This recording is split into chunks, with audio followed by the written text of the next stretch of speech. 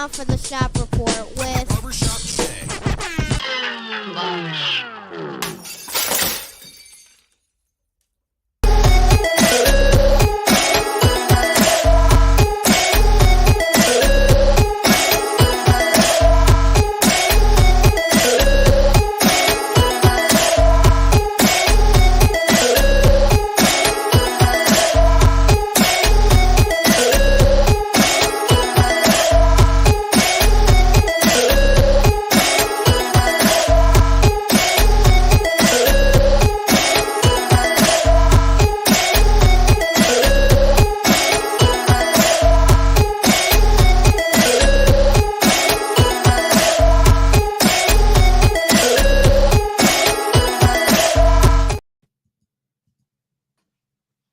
What up, sports fans? Welcome to the Shop Reports presentation of the Turnbuckle.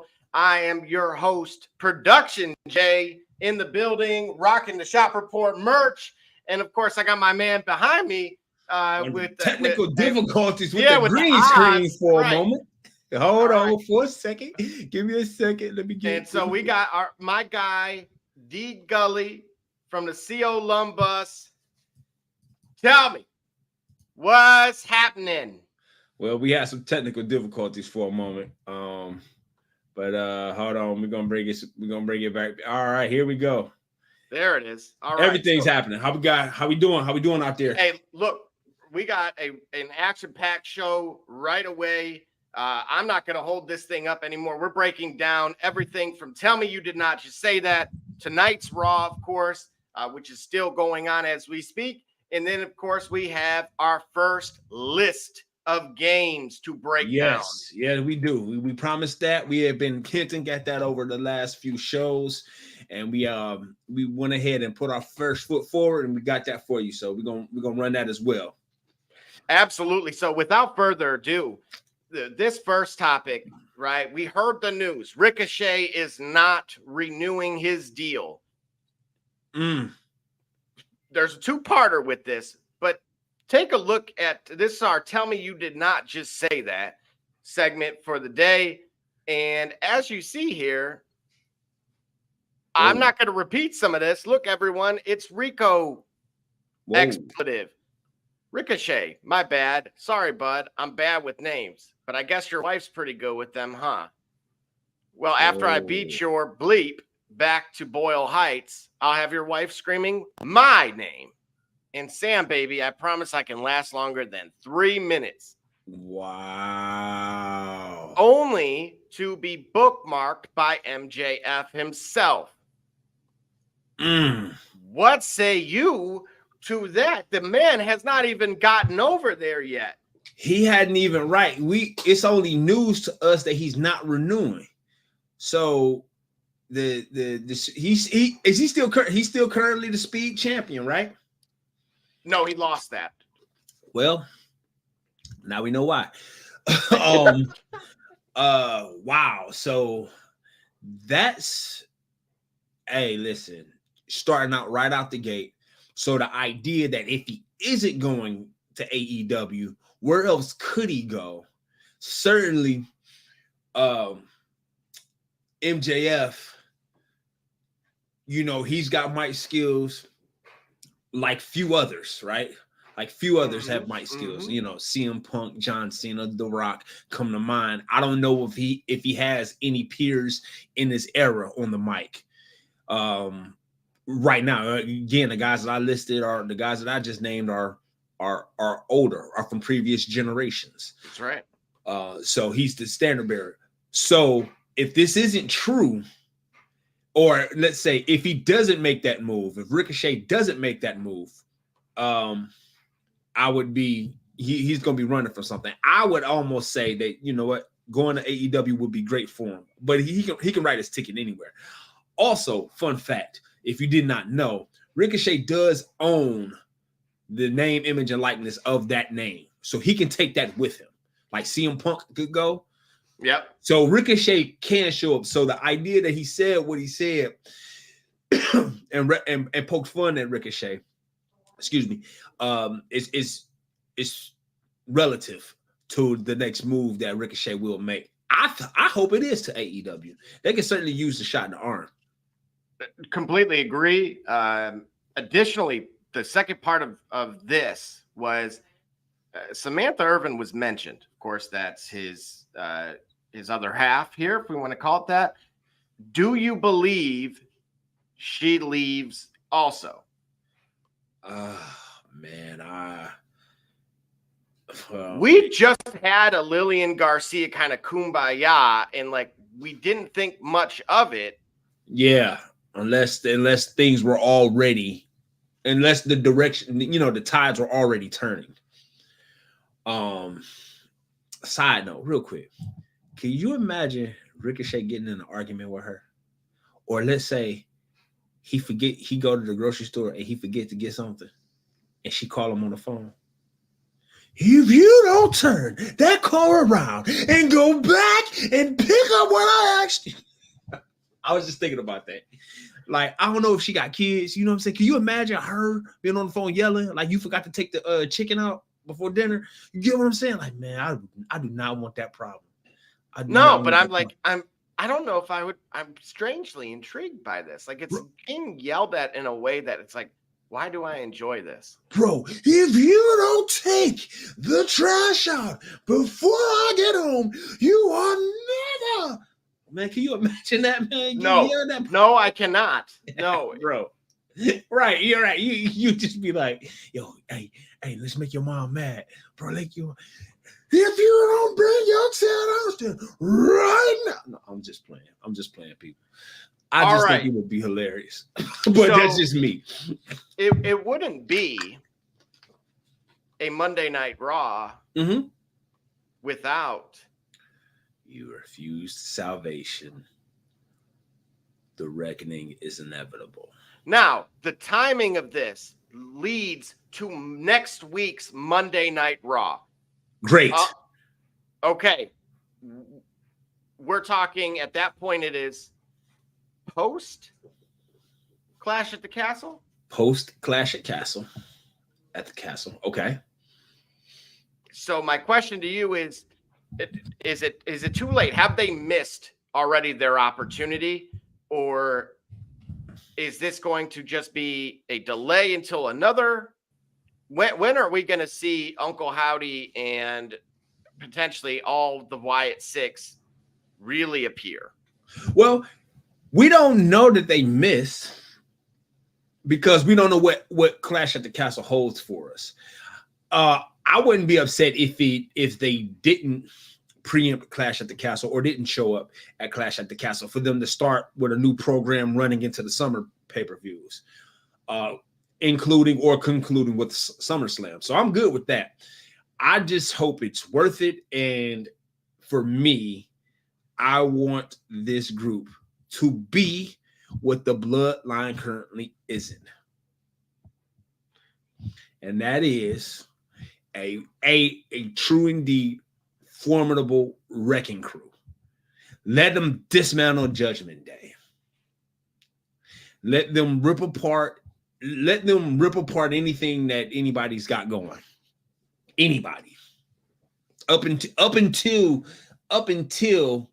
well, absent the undisputed champion, absent Cody Rhodes, because there isn't any connection with the Wyatt Six to Cody. So absent that, there is a dark, sinister force. So Judgment Day, and you think of any other stable, let them rip them all apart.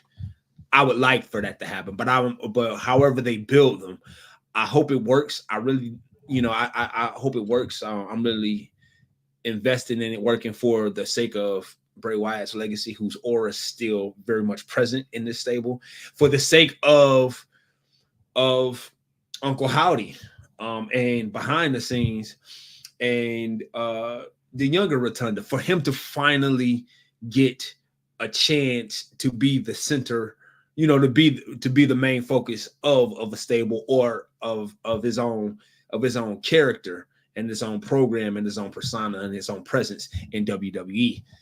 I'm looking forward to it. So I hope it does work out. I hope it plans out. I hope they've got a clear focus and an intentional direction behind this group.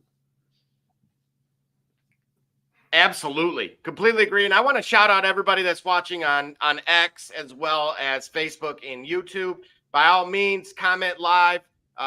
We are, there is no us without you, of course. We are of the people, not above the people. So with that being said, however, we're going to take our first break of the day and then jump right into this top 10 list for the games themselves. We've been hinting at this. This is not our list, but you're going to see how we feel about it. It's Kay Cunningham, and you watching the Shop Report. I'm Homie Diallo, and you watching the Shop Report. My name's Chris Murray, and you're watching the Shop Report. Oh, you're Jay Knight, you're watching the Shop Report. It's Max the Kid, you're dropping in on the Shop Report. Barbershop Jay, Quentin Hines, Super Bowl champion. I'm ready. Let's do it. I'm on. Hi, I'm Mars Man, works for Mercury Stadium, and you're watching the Shock Report. Hey, I'm Billy Butler, and thank you for watching the Shop Report. Hey guys, I'm Les Norman, former Kansas City Royal, and you're watching the Shop Report. Commander Brown, Detroit Rivers Mountain Training, and I'm watching the Shop Report. Hey, this is Doug Flynn of the New York Mets. Well, a few other teams, of course, too. And you're watching the Shop Report. I'm Matt Ramos, and you're watching the Shop Report. How you doing? I'm Rajay Davis, and you're watching the Shop Report. How you doing? This is Nelson Figueroa, former Major League pitcher with a lot of teams. You're about to listen to the Shop Report.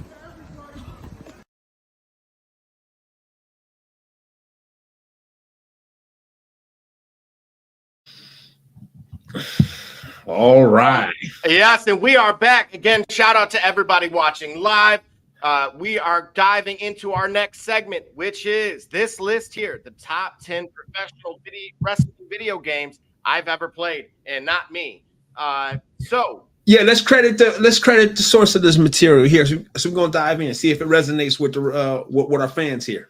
Absolutely. So this is from Game FAQs themselves. Again, we share one thing in common without breaking into the list itself, which is the age. So ever since 87, this is when they started. So I'm sorry, they referenced they were born in 2003. However, I will give a lot of love. I will give a lot of love that they actually took the time to go back and try some of these games. See, okay, so this explains. See, I didn't recognize that because this explains this thing and have like a wild dog. No, because you know what, I would do that normally, but given what I've seen of the list and their detail and their explanation of why they ranked where they ranked, I can tell clearly it's the differences on the list have to do with age and generations. And they didn't necessarily slight any previous generation. I don't think they had any context to play them. And this list shows, but I would say if they had a larger body of work, if they had a credible ability to play anything from previous, I think we'd have some different entries. But let's go ahead. Let's get right to it. Let's dive right into it. Again, I'm going to be off camera here just to be scrolling on this side of things. And so starting with number 10 is Fire Pro Wrestling World. And again, this is actually a very popular, I would say, if I were to call it more, I wouldn't call it indie, just as an outsider. Just not a part of your WCW, WWE. Look, I played AEW's game just 2 nights ago, and I could go on a 30-minute rant as to why it would not make this list. So it had good intentions, I would say. It's one of those things where it's like, and maybe we could do this, and then also this, and then like no one follows through with it.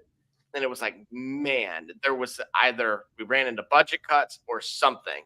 But to say it is not on the list. So starting with number 10, this is the, again, Japanese game.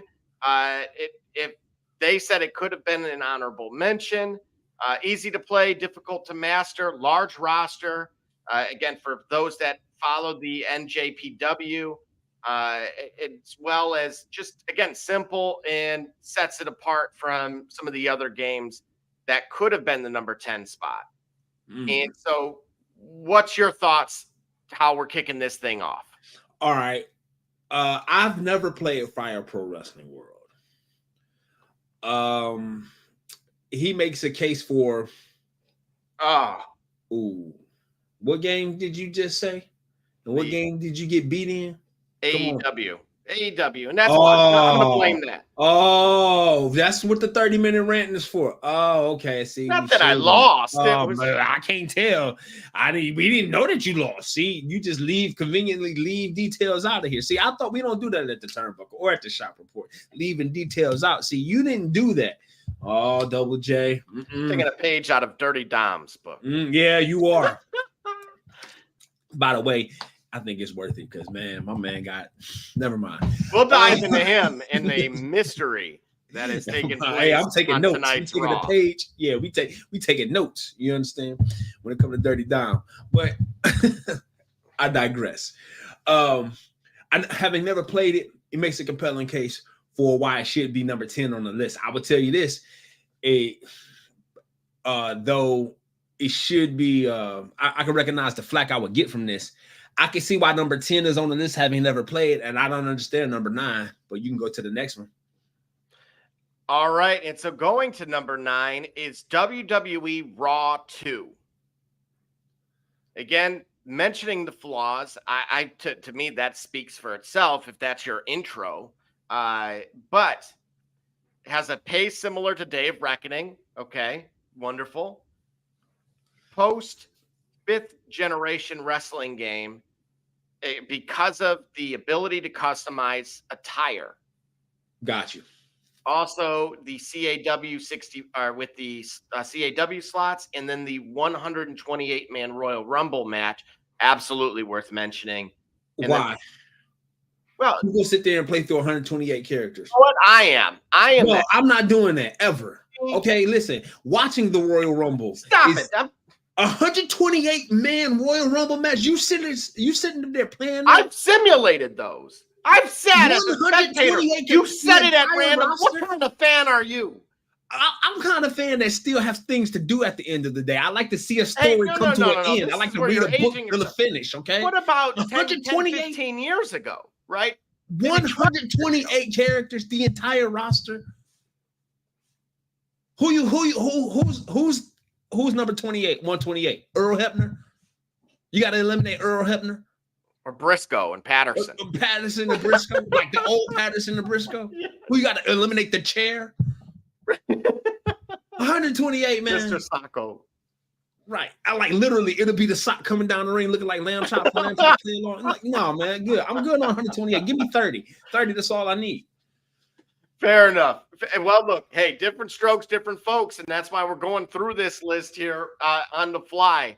And we've not gone through this, but I do like that you could make those changes. As someone that struggled with this, I've talked about this, that from a toy action figure collection, okay, I had Rocky Maivia, yes, right? I didn't have the Drama Bull, okay? I had Hunter Hearst Helmsley that was not quite in his British red coat uniform, but certainly was in like that maroon type of gear. Yeah. And so I didn't have the DX version. So with this is predating these active live updates that these system consoles could give. And so being able to try to stay with the storyline, again, this speaks to the dedication that you needed to have as a fan to just simply keep up with the times throughout the year. And if you were fortunate enough to get the following year's game, which, may have had an update, but even that could have potentially have changed. Fair enough. I mean, I still don't need 128 people in a Royal Rumble match. But the 64 creative wrestler slots for the ability to be able to have different ring attires, right? That is, I get that. But now, previous generation, so we're talking about Xbox. So previous generation, Nintendo 64, and PlayStation, I had an entry that I think is missing on the list. I had WWF Attitude. Well, we don't know if that's not on the list, do we? Oh, I can tell you already. Okay. All right. But, See, I intentionally didn't go through all of it. No, when you said the guy was when we read that he was the age 2003 and he had to go back in his catalog to play these games. I already know he's not. I don't think there's. I'm shocked. Well, yeah, I'm shocked that Xbox entry made it. So I know a PlayStation entry hasn't. That's a very good point. For what you done already said. For you forgetting, quit apologizing. We see you, Double J. Yeah, right. So here's the thing. One of the notes in here is that if you saw, which is you can have the allies and enemies system during an organic season, the ability to set traps and do pre-match attacks or ask randoms to be your tag partner. Dude, yeah, he's actually bringing up some. Yeah, hey man, I like whoever wrote this because he's actually bringing you some objective information to color your decision. You know what I mean? Like, how can you deny these are things that we are missing from? And I'm pretty certain that in later entries and later games, we were missing this sort of randomness or the ability to create such narratives in the gameplay. I'm willing to bet that we are missing that in later entries. Like when I say later entries, like games that came out PS3, PS4, PS5 even. Absolutely. And again, what kind of frustrates me is the lack of consistency with some of these games. Like they would add something, but they would remove a feature like that. So trying to get a truly complete game that would allow that, especially in a microtransaction world, I feel like we have reached a stage where it would be worth it, whether that's part of a season pass or just downloadable content to gain that type of thing. But any final thoughts on our 9th entry here? No, I think it's pretty complete. I like it at number 9. I like it at number 9. And well, so, yeah, I was gonna say, I probably, having never played Fire Pro, it's still, to me, mechanic wise, I might put Raw 2 at 10 and Fire Pro at 9, but I actually don't mind its presence on the list. I don't either. I actually think from an outsider standpoint, now I do got a question before we continue. Do you have your own list? I have not made one. I was saving that for another show. I wanted us to get kind of seasoned and marinate. Let's do that, and then we could come back. Well, in later shows, we could talk about because I got a 10 for you, but I won't release it yet. We'll save it, and especially because if we go through a couple of these, we'll let you know what I mean, to start us off with yours, and I could probably narrow mine down to 5. Yeah. And there would be a host of reasons why. And if you're watching out there, for those watching out there. And there's a lot of you, so by all means, send us your list, send us your favorites, as we go on, so that way we can find out, what the pulse of the people say. Exactly, absolutely. That we want to know that, right? No, we would use your list. So moving right along, we have WWE All Stars at number 8, and again, they say over the top. So fast pace, over exaggerated grappling. One thing I could say about this game that I can't about any of the other is that the list is that each wrestler truly feels unique to play. High flyers like Mysterio and Eddie Guerrero play completely different to giants like Big Show and Kane, as it should be. But now remember, this was an arcade style game. Right. But it still gave functionality that would arguably be something that you would notice in like a NBA 2K24. It was more realistic in the that sense. Your archetype. Yes, correct. Yeah, archetypes are true to life. Right. For it to be an arcade style game that's pretty unique, but it played well. Yeah, this one's a fantastic one for it to be an arcade. I know that it's the world of professional wrestling, and we want to create stories, but we want to recreate the realism that we see in professional wrestling day after day, week after week, show after show. So this game, while being far-fetched in a sense, not grounded in that reality, is still a great one. I also add to this, when we think about professional wrestling, it is sort of animated anyway. So All Stars, for it to be animated a step beyond, it actually isn't, because we're dealing with characters, we're dealing with characters and stories, and these characters are actually timeless. So realistically, for a game, any of these games, to have, those who are not here anymore, not present, like an Eddie Guerrero and a Randy Savage, you know what I'm saying, or Ultimate Warrior matchup in a game, it's already far-fetched enough that you can imagine playing, you can imagine having these characters interact.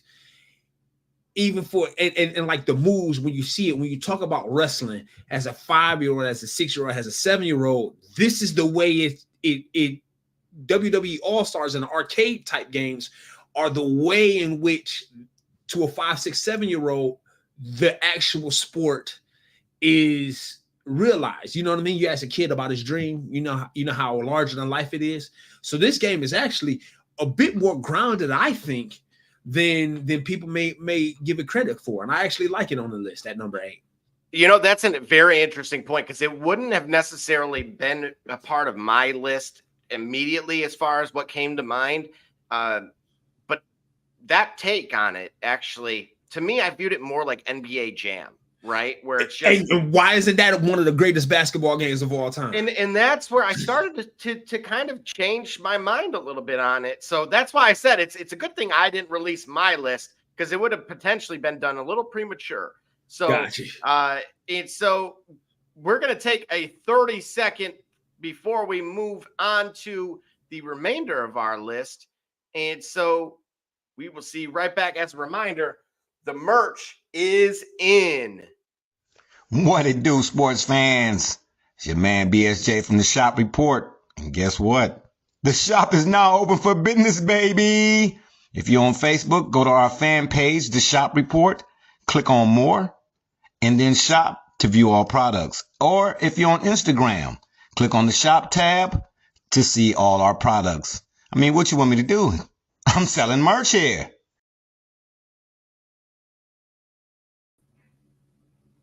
All right, and just like that, we're going to keep this train rolling. We are on to number 7, which is WWE SmackDown versus Raw 2011.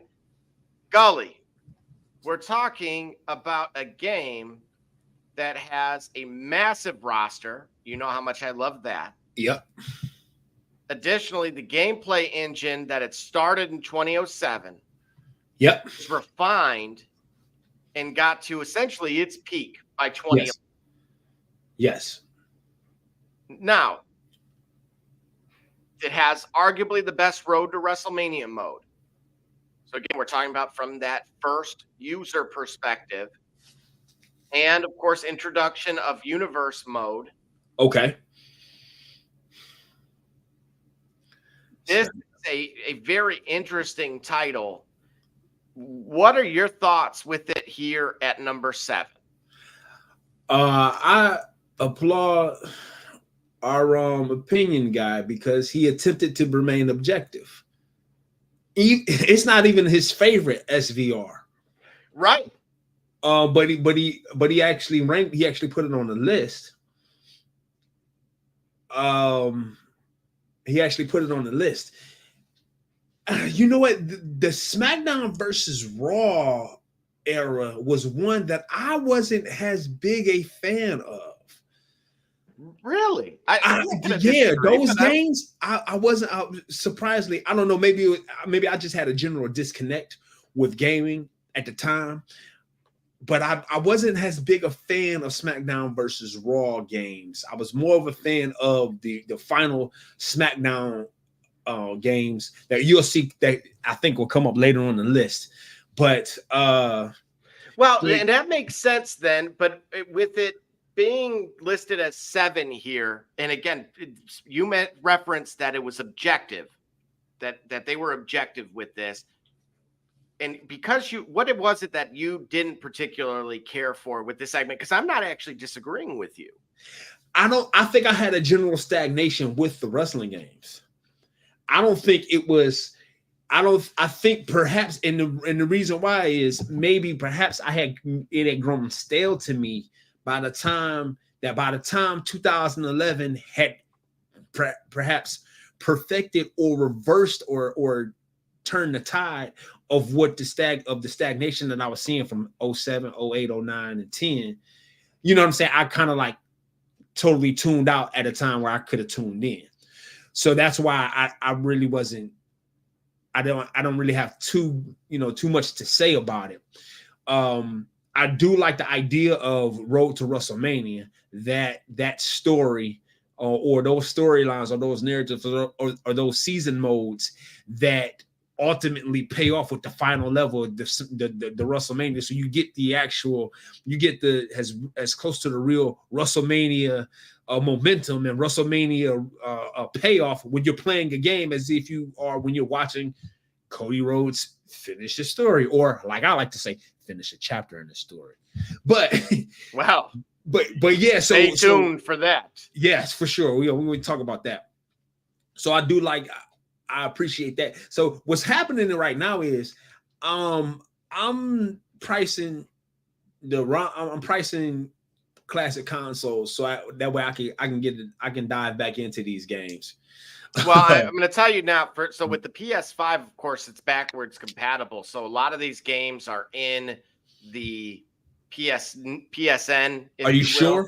Not every single one, but with the library that I've seen.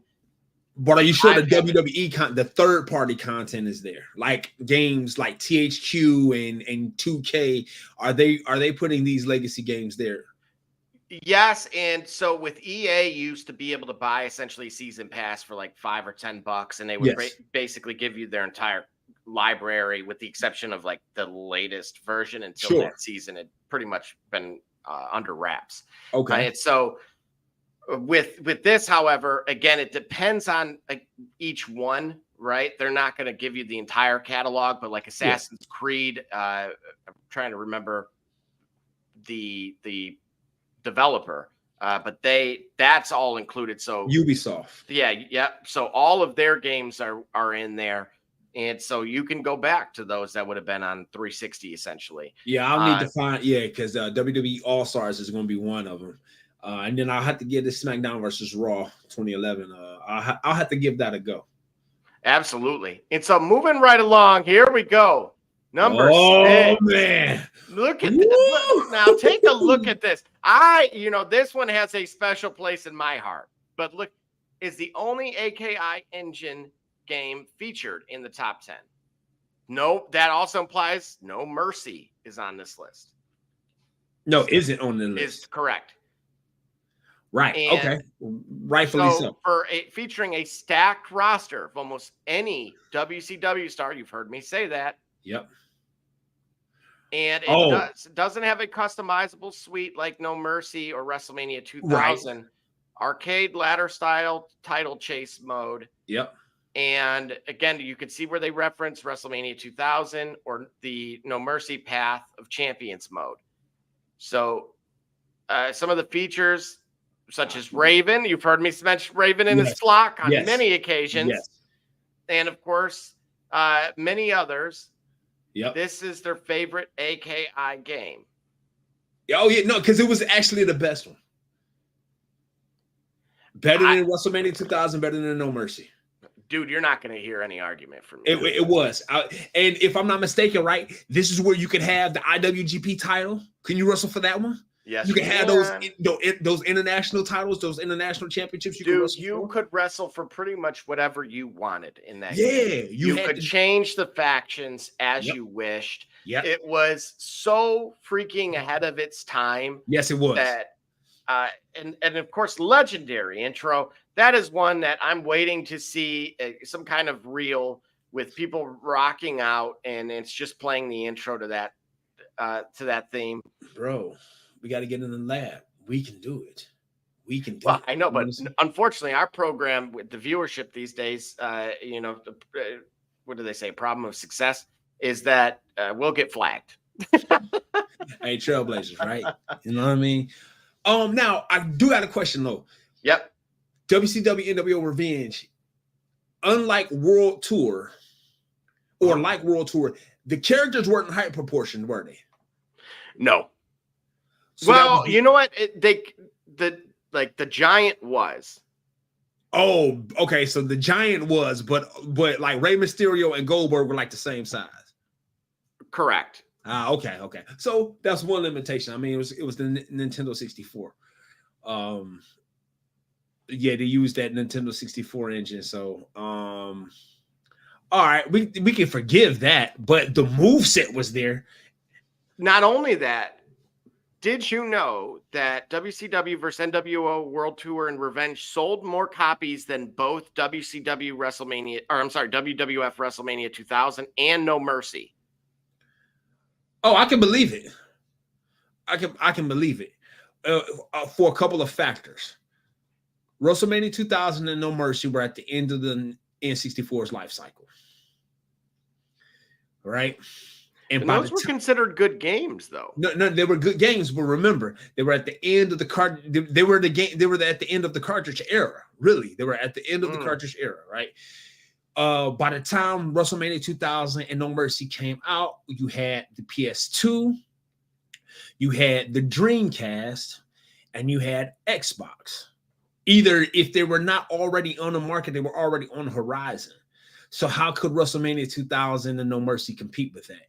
At the time of WCW NWO Revenge, you had the PlayStation and you had what was left of Sega Saturn. And and at the time, though it played differently than how things were produced on a CD, the cartridges had more, but while the cartridges had more but were limited because of the way cartridge formatting games were, you had better looking games.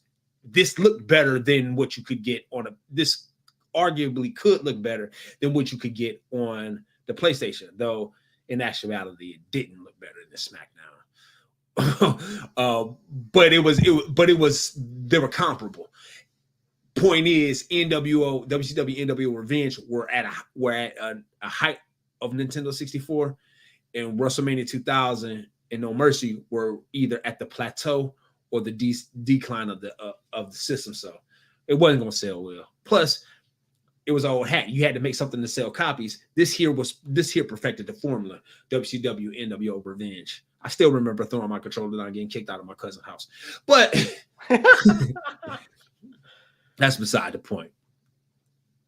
Well, so again, some of the things that I would say by comparison, because it was a sequel, is I felt they didn't completely deliver on, like, it was a little bit more evident on where they put their focus.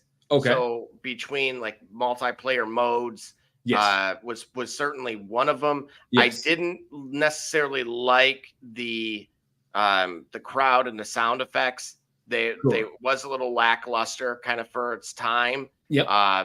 And so again, if I had to kind of nitpick, and from the original, they tried to change that for Revenge, and again they had a lot more sound effects than previously, and so and of course the roster improved between that and World Tour. Yes. And so I want to say even had, again, a lot of the Japanese faces. Correct. And so it had about 168 wrestlers in 1997 for context. Different, and because of WCW's view, I think corporate wise at this time of the industry, it was welcomed to international.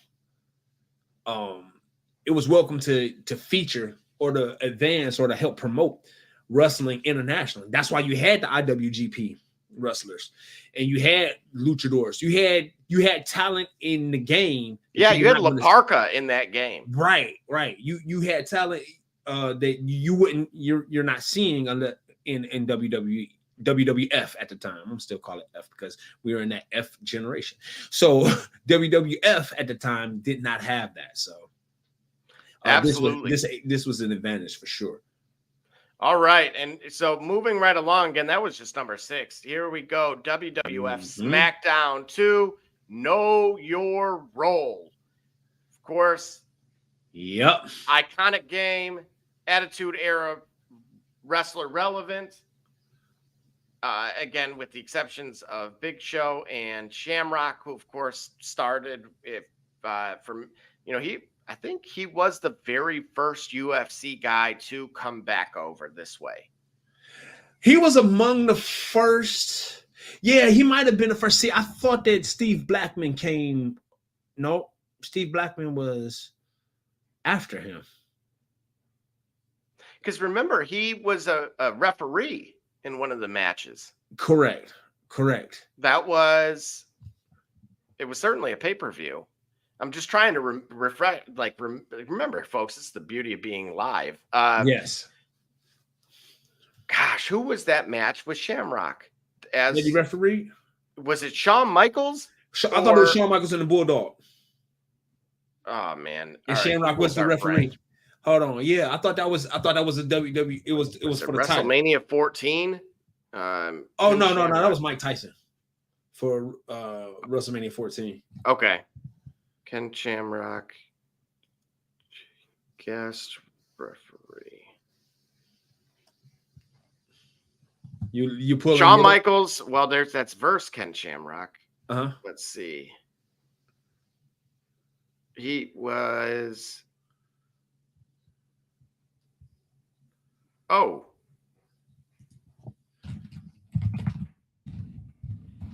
All right, here we go. Let's see. This is Ken Shamrock recalls Bret Hart, Steve Austin.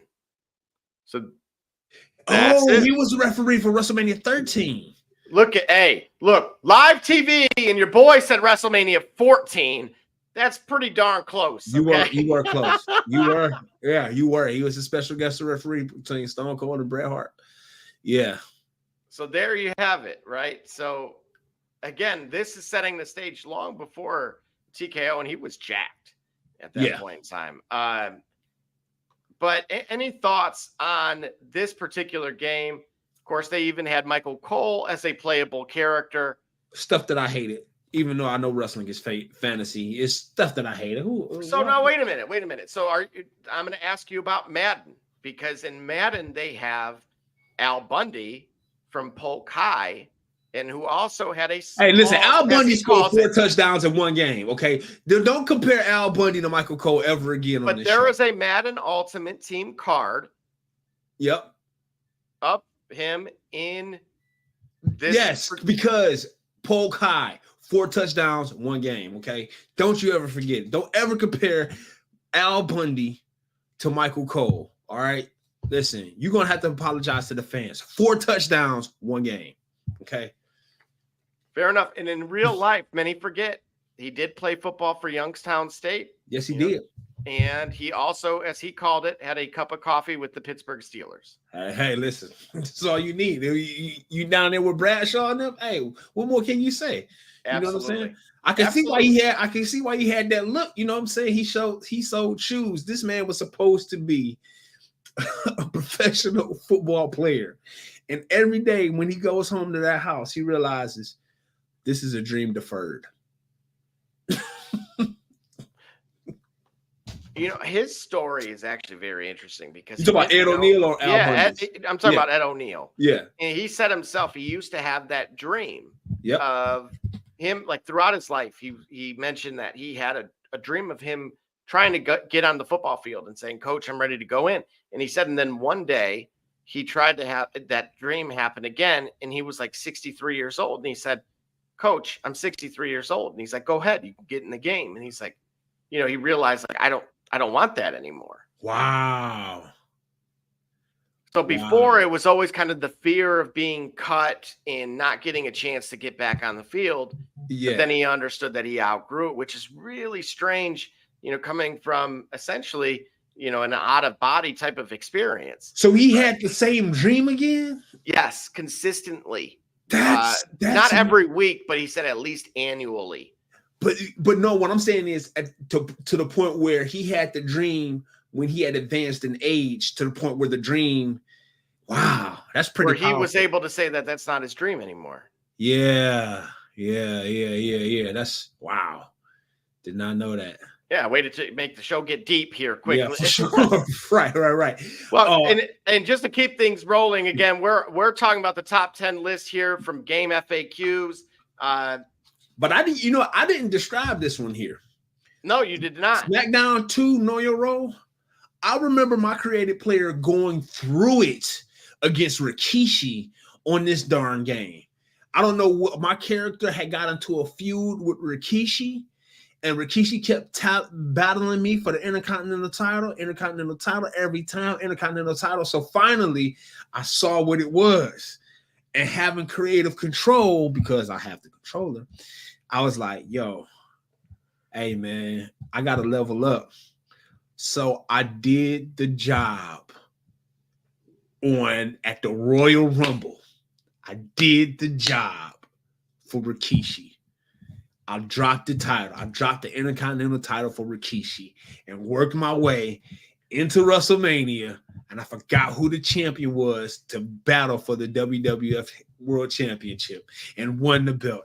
I understood how this, let's say from my perspective, I came to understand how this thing works, how stories are. I had to drop the title because he kept challenging for it, and I kept beating him. And I'm like, I wasn't getting anywhere. It was just me and Rikishi, like every week, every month, Rikishi would be the number one contender, and I keep beating him, and I finally beat him in a micro Tommy Dreamer Raven ECW sort of thing, where Tommy Dreamer just kept coming up short until finally he did the thing. But yeah, I remember it was Rikishi specifically. I finally dropped the title to him, and then I was able to move on to WrestleMania, and I did the job. I became the champ. So I wish I could find that memory card. You literally got to find out that it and how to advance the storyline. Yeah. Because I had to do it. I was thinking that I had to do it, but I'm like, man, I had to do it. But that was what was happening. And so, wow. And so SmackDown, that game to me, that game to me was the first one that I believe fully captured the WWE or the professional wrestling television experience. It was the sound effects and the crowd noise and the commentary was all on point. It was a true simulation. So wow. I really felt as if, like I said, that's part of the reason I think that it got me there was because the way the game was so well put together, the pacing of it, the matches were fast enough and slow enough that I could move. The difficulty was balanced enough where I felt challenged, and some matches I lost, and I really wasn't trying to lose, but I lost, and some matches I won. But everything felt right enough where when I lost to him, you know what I'm saying? Like it compelled me to create the television moment, and that was in losing and dropping the title. That was the first best. I would say that's the first best wrestling game ever. So you didn't, yeah, absolutely. You didn't Shawn Michaels this. What you mean? You weren't afraid to have to lose my smile? No. To lose that title. You know, if you remember, speaking of Mike Tyson in WrestleMania 14, I want to say, when he lost that belt to Austin. Yes. Remember, he actually barged in the back door during the press conference. And Shane McMahon was like, no. Oh, you talking about Shawn Michaels? Yeah. Yeah. And he told him, like, no, don't do that. And he walked away. And there is camera view of him, walking in and then kind of storming out. Oh, so that's why Undertaker was at the gorilla position before the start of that match. Mm-hmm. I mean, that could be part of the reason for that, because I guess in no uncertain terms, he was told, you know what you need to do, and you know what's waiting for you if you don't. Look, so bad. And you've heard, Sean was difficult to deal with. He said it. Yeah, he set it up himself. Yeah. Yeah, he's been very, open, and I think that that humility, it will go a long way for anybody that has struggled in any case. No matter who you are, everybody has ebbs and flows, and understandably so. But moving right along into number 4, SmackDown versus Raw 2007. This one, again, take a look at the many lasts of this. The last game to feature Chris Benoit. The last game not feature ECW branding. To have a true season mode. And this takes you back to 2006. I think this is why, to me, this game is why you were probably numb by 2011. Yep. Yeah.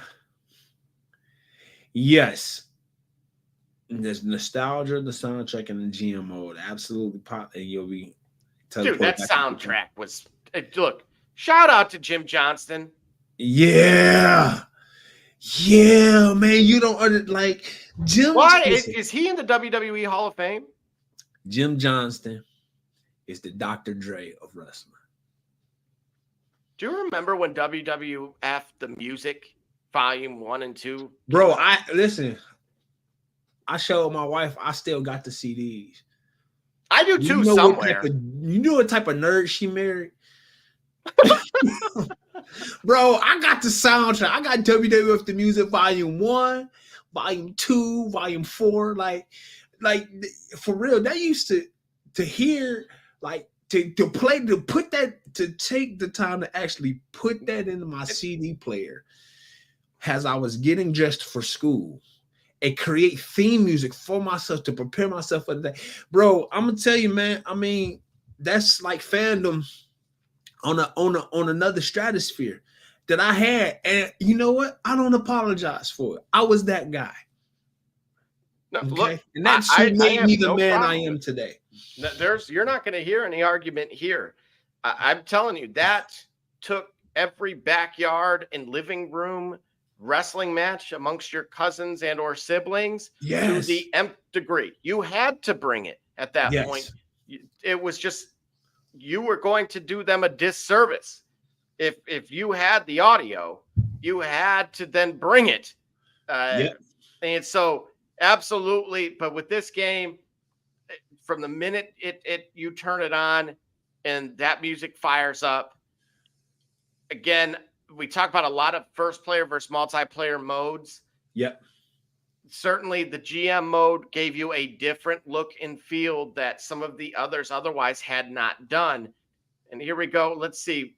Oh, we got a comment here. Nah, I wasn't that quite. I didn't have it wasn't no suspenders. Trying to Urkel you? Nah. I had it. I will say I had the CD player though. I had a CD player. I had a I forgot what brand it was. I think it was a Philips CD player.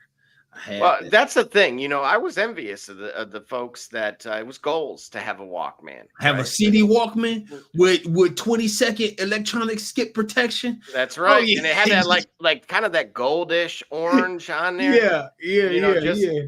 But whatever it was about it, man, that was like it spoke for you. All right. Oh yeah, that wide oval, that wide square in your pocket. Oh man, yeah. It hit different back then. It did. It certainly did. A CD player, man. Wow. Look, and now we carry them in our pockets. Done for sure. Similarly. So with this game, again, I love what they did emphasize it with that amazing GM mode. The what I did not care for, which is what they pointed out, which is the gameplay itself is being a little bit slower. Yes. And I think that's what threw me. Considering, all right, there may have been an issue of speed, meaning the entries, you figure, okay, Xbox 360 and PS1, right? If you look at the ranks 5 and 2, that was 2002, and SmackDown versus Raw 2007, that came out by 2006. So in 4 years, you've got SmackDown, Shut Your Mouth.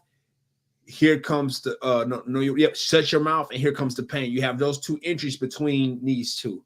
The games got progressively faster. I can understand the idea that the games needed to slow down much, because if you keep ramping up the speed, eventually it'll lose its way.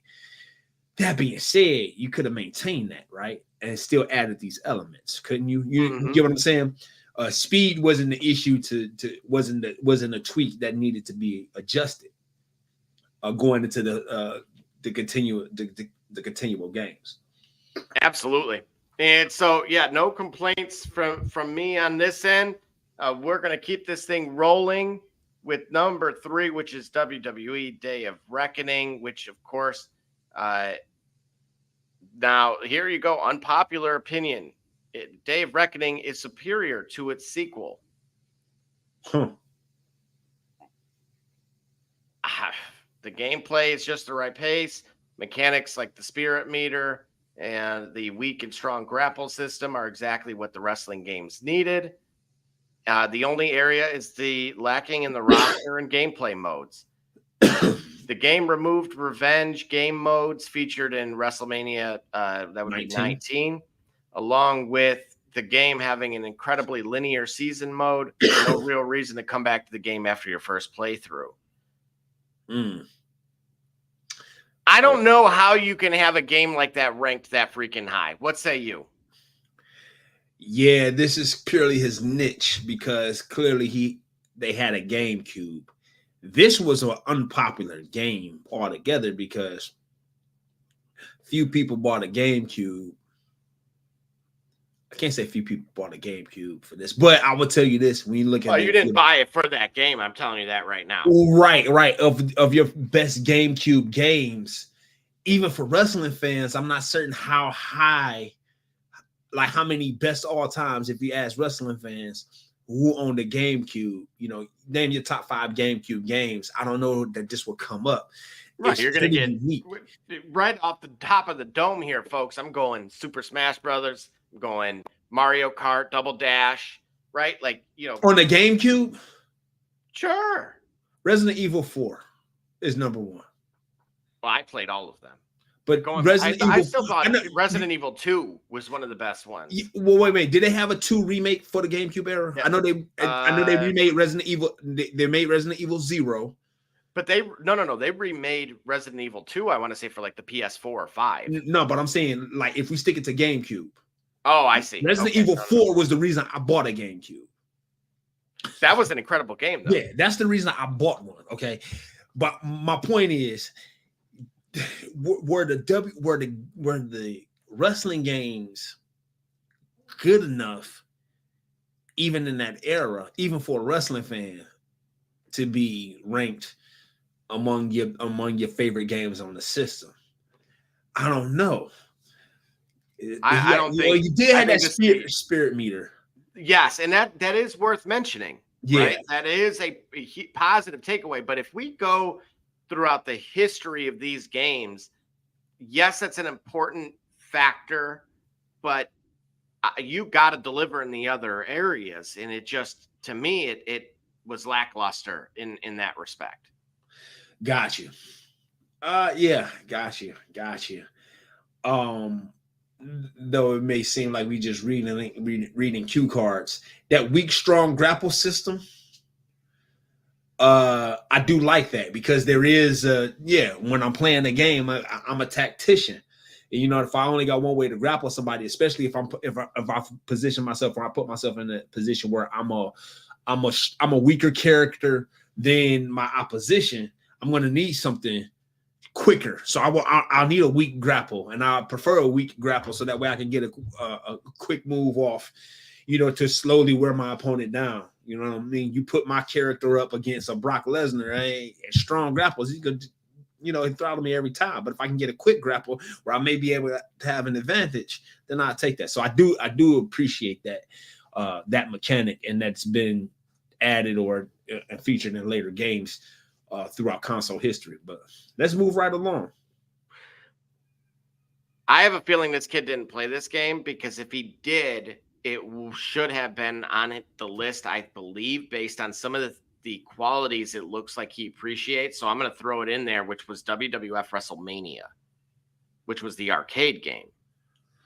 Oh, the 1995, 1994 arcade game? Mm-hmm. Sure. I mean, it was the first of its kind. You know what I'm saying? You had, you know what? But the thing about it is it has such a limited roster. It's only 8 people or 6. Yeah. It was very limited. But Undertaker, Yokozuna, Bret Hart, Razor Ramon. Razor Ramon. Like that was 6. I think were there 2 more? Who were the 2 more?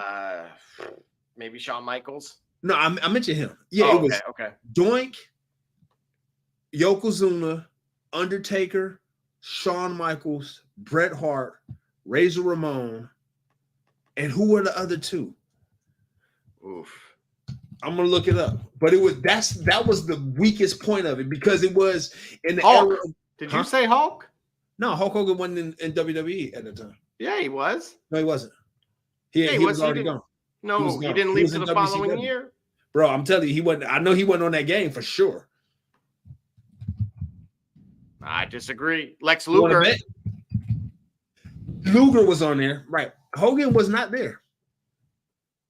All right, you tell me. You got it? All right, yeah. Now, see, Bam Bam Bigelow and Yokozuna wasn't on the Super Nintendo version. Ah, okay. Which is another reason why Super Nintendo was not better than the Sega. But I digress. And I had them both. Right, and I had them both. Just so that way people know I had them both. I had the Sega first. I bought the Super Nintendo better, and it still couldn't compete. Even though I did appreciate that a wrestling game that's not mentioned on this list did have Mr. Perfect, that did not have Mr. Perfect on the Sega. But again, we'll talk about it. Let me see. Yeah. The roster was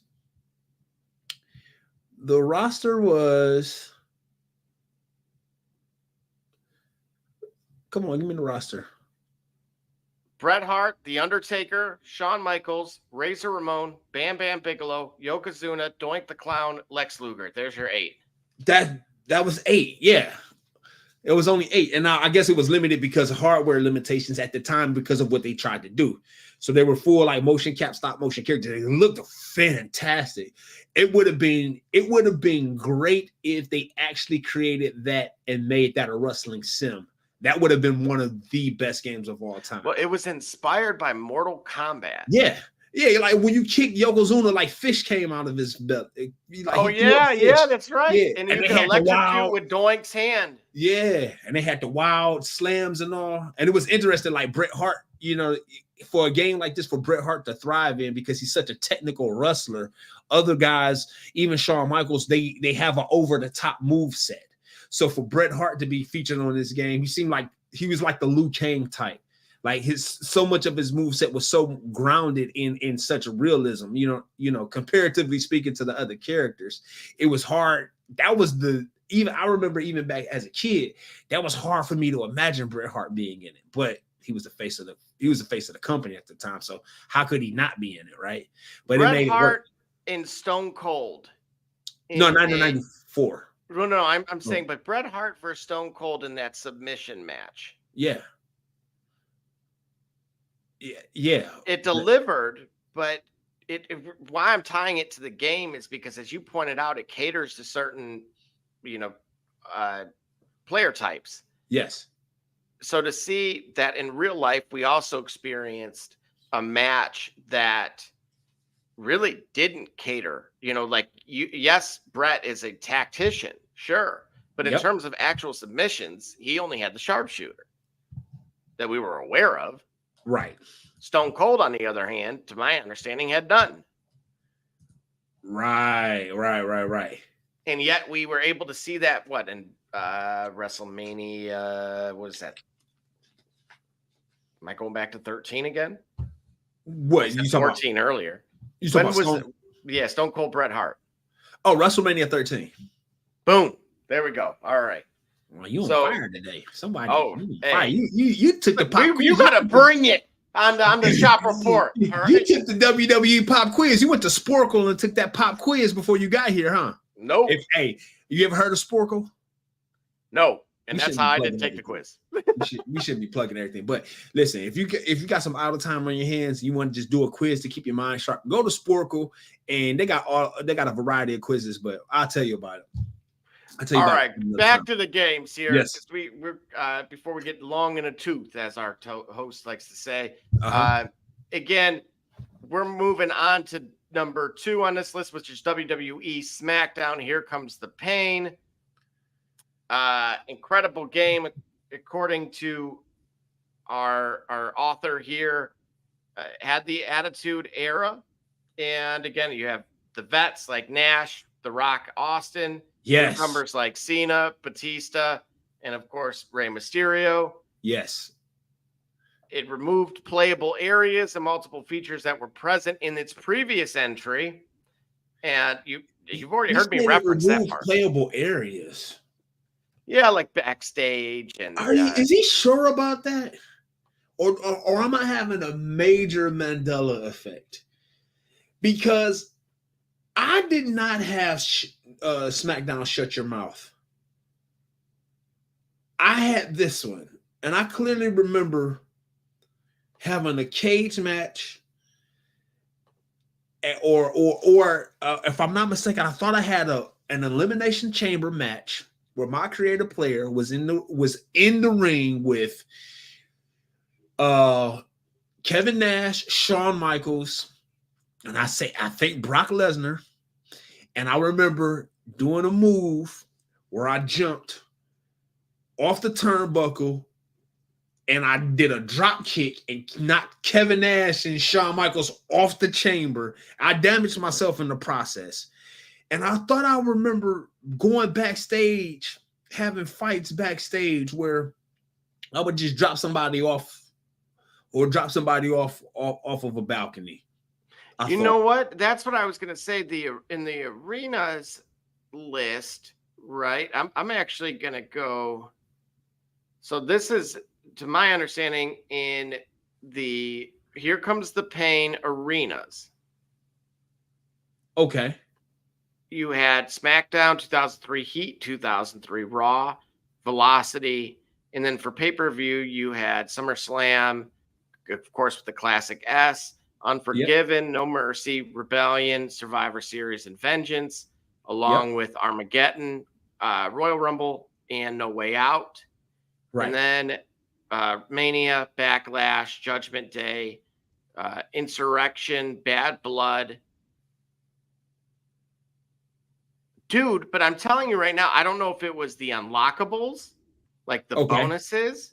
Okay. But I'm positive there's a backstage area. Correct. Now, in his defense, he said it removed multiple playable areas, but that suggests that there were some. Okay. All right. I'll go with that. So I might have taken it out of context and took him to mean they removed them all, but but it removed multiple, but not all of them. Point is, this was one of my favorite wrestling games ever. I remember having that match. I remember doing like I said, doing the job at Elimination Chamber or at Royal Rumble to build up to WrestleMania, to have the true WrestleMania moment where I overcame and won the title. And again, the gameplay around it was conducive to me wanting to play this and see storylines and not having my character win all the time. Which is unlike any other game, any other simulation that I would play, in wrestling, I can do the job. You know what I'm saying? I can do the job for others. Absolutely. So we're gonna dive right into number one, and we're gonna wrap this thing up here. And that is that predecessor, which is WWE SmackDown. Shut your mouth. Of course. Whoa, here we go. So again, no, this isn't a prank. This individual ranked the original higher than the predecessor, than its successor, rather. Okay. And so, wider variety of backstage areas, including the subway in WWF New York. I don't care about those. The ability to ride the Undertaker's motorcycle if he's involved in a match. All right. Climb the Titantron. You mentioned that. Yeah, okay. That was something that could be an advantage over Here Comes the Pain. All right, got you. Multiple wrestlers that weren't featured in Here Comes the Pain, such as DDP, X-Pac, Billy and Chuck, and the APA. All right, I'm not so much concerned about Billy and Chuck. Not as much about X-Pac. DDP and the APA, okay, those are legit misses when it comes to Here Comes the Pain. Absolutely. Again, you get the Flair McMahon storyline, the preseason draft, and even NWO invading the WWE. Okay. I think what you're seeing is just the preference for that particular, if we wanted to call it the season within an era, right? Like we may say, okay, we like the 90s era of basketball, but we really appreciate either, this one particular season out of it. And sure. That really stands out amongst the rest. Okay. I think all of us, one thing that this individual and I have in common is the broader the depth of roster and playable areas, the higher this individual seemed to rank these games. Okay. All right. Gotcha. So you could see a correlation of not only just the gameplay itself, because there were, even with some of these examples, the successor would have been better in that respect. However, just the playable characters and the playable areas would actually be ranked higher in their mind over the ease of this. Fair enough. Yeah. See, we we got to do a list because I got some entries that are from previous generations that I think this guy might take offense to. Though there are a couple of games in particular that we should have had on this list. Well, you heard me say one already, so I would be able to say. Just the arcade, WrestleMania, the arcade game. Yeah. Yep. Okay. Yep. Gotcha. So and they did at least have it kind of right where I would have put it, but I would probably limit mine to 5 and intentionally, and probably ruffle some feathers as well in the process. I tell you what, for me, I'm going to give you my 10 games. And there are no particular order. Whoa. We will save them.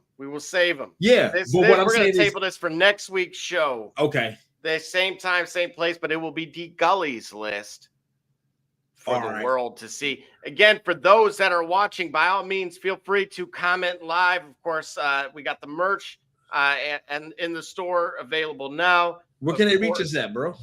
At the Shop Report.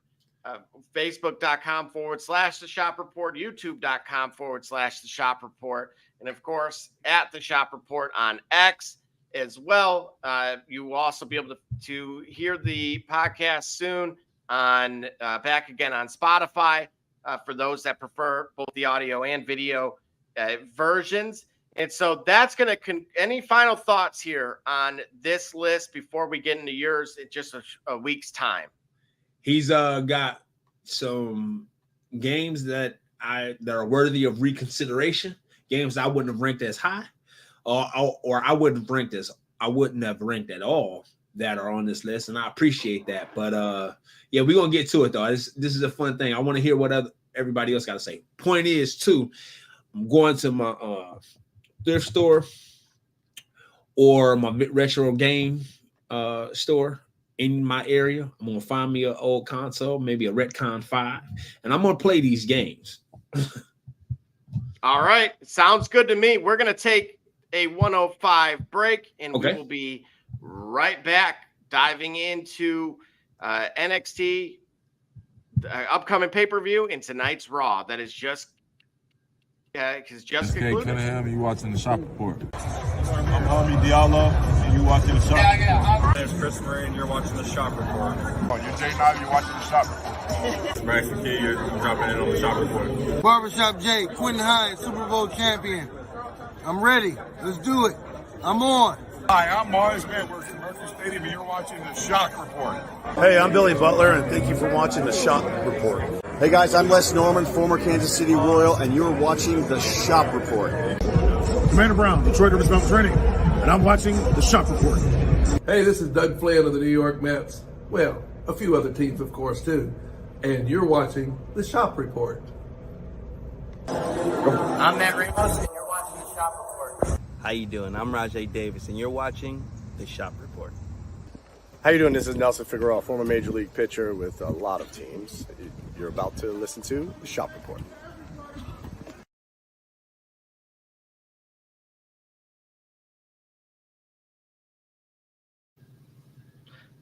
All right, and just like that, we are back. And, you know, NXT had a killer event over the weekend, and that is now setting up Heat Wave in Toronto. Oh, boy. On July 7th at the Scotiabank Arena. And so what say you with HBK at the helm with NXT?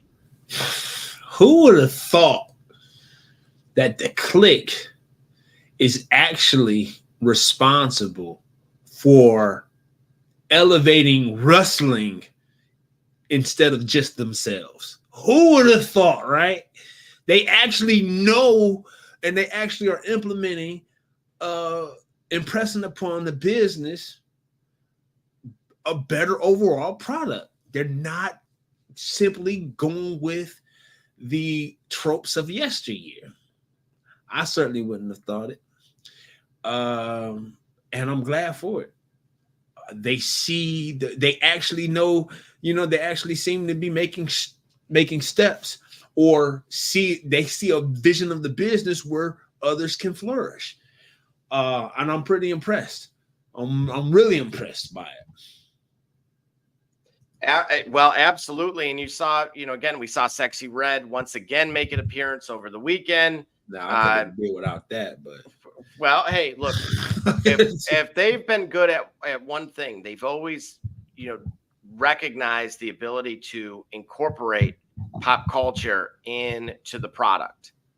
And we've talked about both, guys like Shamrock, but more so bringing Mike Tyson over. Booker T's acknowledged that was painful for him because they were having a good time at WCW at that point. Yeah. Until that occurred. So very, very, very cool. I think the TNA tie-in has been fantastic. Sure. A lot of people. Now, that's what I was going to ask you. If it turns out that they merge these two, the way that it's kind of suggesting, okay, does that worry you at all? Just kind of final thoughts on this part of it before we move on.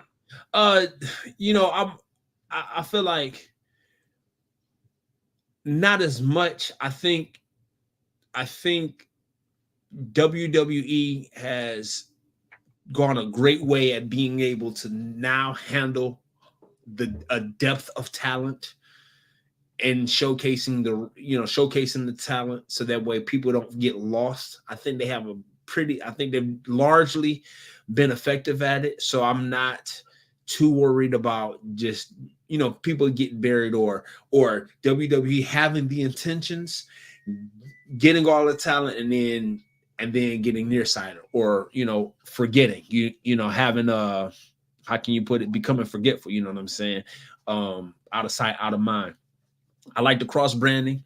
I hope that it becomes a longer partnership and maybe not a takeover.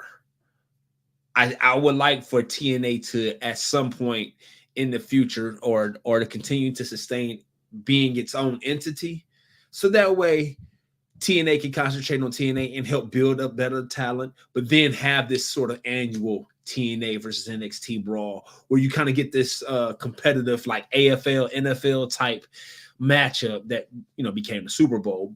But the idea of it is you have concentration on different talent with different creative directors that can make sure that talent doesn't get lost. That's what I hope to see in the future. Absolutely. And so moving right along, here's just a quick preview of what's to come at Clash at the Castle. My question to you, D. Gully, is of these two images, first, which would you say is truly your main event? The image on the left at the top or the image on the right? You don't have a guy with that big a following, that much momentum, that much fan base, and that consistent a storyline be the not main event. Cody Rhodes, all right. WrestleMania 19, Toronto Skydome. What was the main event? Do you remember? And 19? WrestleMania 19, 2002, Toronto Skydome. What was the main event? You're going to have to remind me. This beauty of life. Triple H versus Chris Jericho. Oh, yep. You know what else was on that card? Nope. Icon versus Icon. Who am I talking about when I talk about Icon versus Icon? That would have been. Go ahead. Nope, go ahead. Go for it. That would have been Hulk Hogan versus The Rock. Now, let me ask you a question. What was the main event? Hulk Hogan versus The Rock. Yes. Everyone knows that. Even Chris Jericho knew that. even he knew that. Like, I don't care that I have the title or whatnot. The story being told, you got Scotland's favorite son returned at home with a chance to get redemption and win that title. I think that's the main event. And it's not necessarily a disrespect to Cody Rhodes, but because of the arena that it's in, I think if this is any other place in the world, even if you have it in other places in the United Kingdom, in the UK or in Europe, I think if it's any other place, Cody Rhodes versus AJ Styles is a true bona fide main event. It's in Scotland. It's in Scotland, right? you know, Drew McIntyre, he's made for this.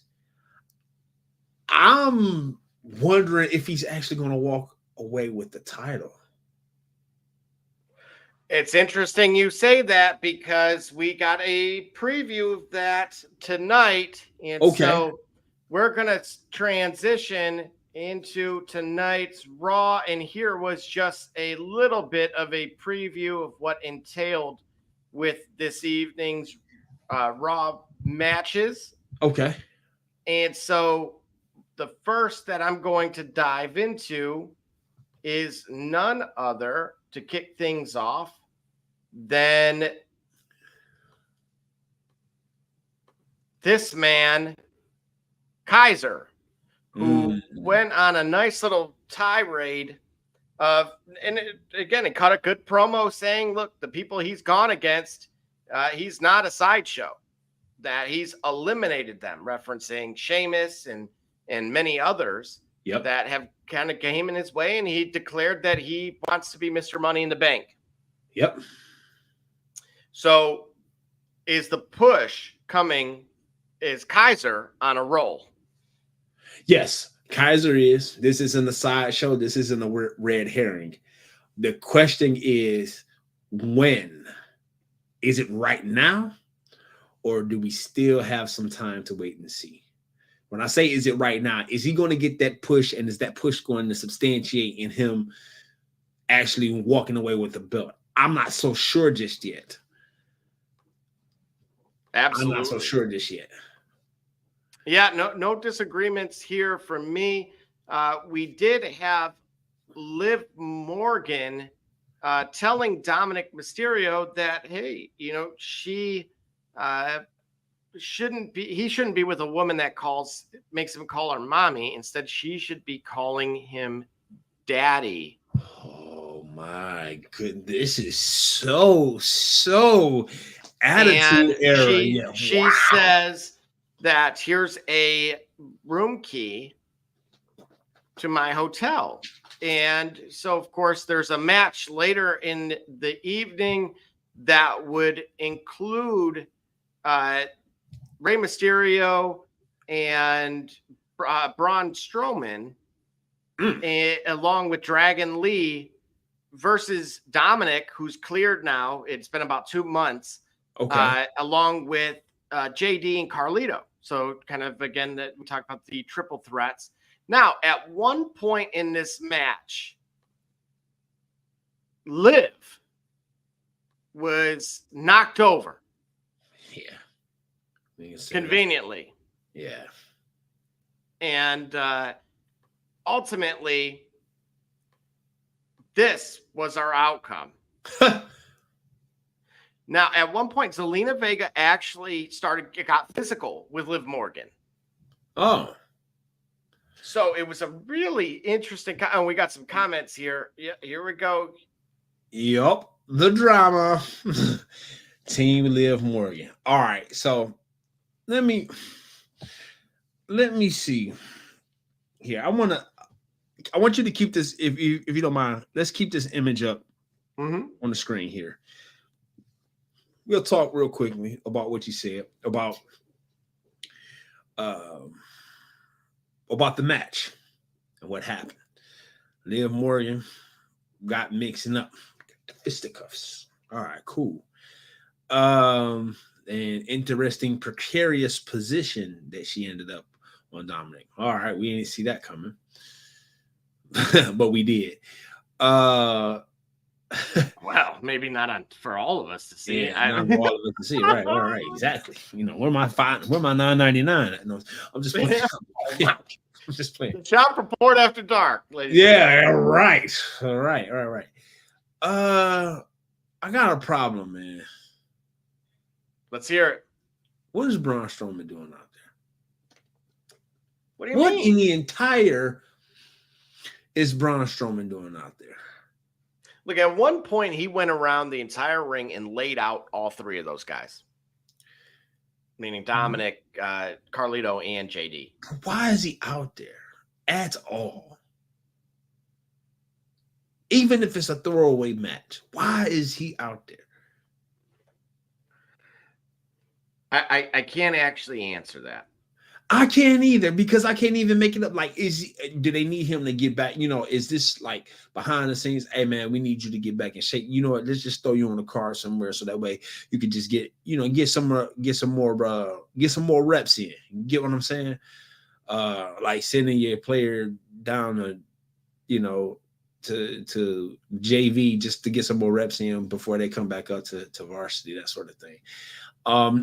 And I say that to suggest that not that necessarily any of the talent is beneath him, but come on, man, there's a size disparity here, and he looks like he's supposed to be somewhere else. Like, why is he involved in any throwaway manner with this whole entire angle? Because all the other talent there in this angle, they have entanglements, right? They have connections with each other, even for the purpose of this angle. Like, why is Braun Strowman there? I don't understand.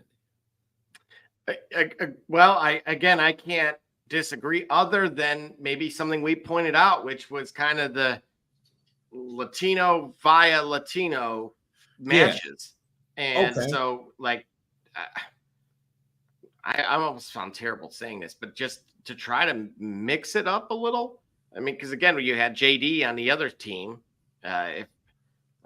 to add a hint of something. I don't know. That's all I got. Yeah. See what I'm saying? It's like it doesn't really. I don't understand that one. That one don't make no sense to me. So I will say this: we did have Io Sky defeating Lyra, and after the fact, Katana Chance and Caden Carter made the save because Io wouldn't stop kicking Lyra. And then she loses her mind in the back saying damage control has to change. Is this the end of damage control as we know it? Perhaps. Yeah. If you say it has to change, I think that's foreboding. I think that is an indication that there will be a shakeup. Damage control will either go, they're gonna become what they say, addition by subtraction. They'll refine their footing. But yeah, I think they're gonna change. I think they need to. It's hard to have a direction. I don't think they know where they're gonna take over. I'm just waiting for Bianca and Jay to make it plain for them. So I show Otis versus Sami Zayn here. During this evening's Raw, Otis was quoted as saying, "At one time I had it all. That Money in the Bank briefcase, my peach," meaning Mandy Rose, my big brother, Tucky, and I lost them all. Chad Gable was there. That's my family. My sister Maxine, my brother Tozawa, that's my family. Without Gable, I'm nothing. Sami Zayn then says he's sorry for accidentally running into Maxine and Tozawa last week. But if they watched it back, it was Gable who threw him into Otis. Sami tells Otis that he will see him for their match. Otis apologized to him. And Otis says he is nothing without Master Gable. Sami says that's Chad talking, not Otis, and that he needs to believe. Now, that match would go on. And, of course, Sami Zayn defeating Otis. And after Otis hits a world's strongest FLDM on Zayn. And then was about to punch Chad Gable, but got conflicted again and walked away. The Alpha Academy is on life support. But Chad Gable, Dark Gable, has, to our understanding, renewed his deal. Sounds like AEW is not on the cards anymore. It did really sound so. They are not, to my understanding, going to write him off. But do we believe that he becomes a champion at Clash of Castle? Correct. It would be I would not be upset if he didn't. I think that's the angle, right? You need a champion that you don't like. Tell me, what heel champions are there right now? Zero. Yeah. Damian Priest is supposed to be that, but I don't think he is. I would argue, well, you think McIntyre's a face right now? No, I asked specifically, though, who's a heel champion? Yeah, right. Yeah, okay. Who's a heel champion? You don't have one. But that's the thing. Even when he was Senior Money in the Bank, I still feel like he was a face within the heels because he just wasn't. Fans just loved him, right? Right. Yeah. And maybe love might be a stretch, but they certainly didn't hate the way that your traditional heels would have been. Right. And again, the Judgment Day has always been kind of like that. They're the lovable faction, I guess. I don't know. It's in a very strange way. So yeah, again, this is a result of orders by Chad Gable. Yeah, I want to see Chad Gable. No disrespect to Sami Zayn. Maybe they can battle for it, right? A longer program, I want to see Chad come away with that belt in Scotland. I have a feeling that not only will we see that, but then we're going to see Gable v. Otis. Oh. Okay. That's why I'm production Jay here. on today's show. Production J. Okay, yeah. So for that, no, sorry, Sami Zayn. It's been fun. The crowd just isn't popping for him. What'd you say? Lately, Sami Zayn. Yeah, see, Sami Zayn and Cody Rhodes had the same problem. The story for them was getting the title, and that was it.